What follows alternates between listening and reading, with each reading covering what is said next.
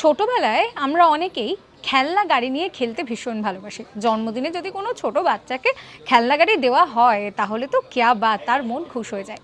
কিন্তু কখনো ভেবেছেন যে সেই খেলনা গাড়িকে রীতিমতন একটা স্পিড গাড়িতে পরিণত করা সম্ভব? একেবারেই সম্ভব।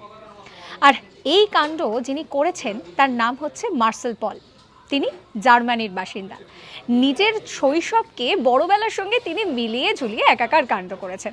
তো তিনি কি করেছেন না, খেলনার যে গাড়ি ছিল সেই গাড়িটাকে তিনি উন্নত করে সেই গাড়িতে বসেই তিনি কিন্তু সুন্দর করে স্পিডে ঘন্টায় অনেকগুলো কিলোমিটার চলে গিয়েছেন। প্রায় 166 কিলোমিটার তিনি সেই গাড়ির ওপরে চড়ে বসে গাড়ি চালিয়ে ফেলেছেন। আর খুব স্বাভাবিক, তার এই কীর্তির জন্য তাকে সম্মানিত করা হয়েছে, গিনেস ওয়ার্ল্ড রেকর্ডে তার নাম উঠেছে।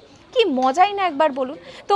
যেভাবে তিনি গাড়ি চালিয়েছেন, একদম শুয়ে পড়ে, খেলনা গাড়ি বুঝতেই পারছেন সেখানে নিশ্চয়ই সুন্দর করে বসে গাড়ি চালানো যাবে না, তো শুয়ে পড়ে তিনি গাড়ি চালিয়েছেন। এরকম সমস্ত এক্সক্লুসিভ কন্টেন্টের জন্য সাবস্ক্রাইব করতে ভুলবেন না আজ তাক বাংলার ইউটিউব চ্যানেলকে, ফলো করবেন হোয়াটসঅ্যাপ চ্যানেলও।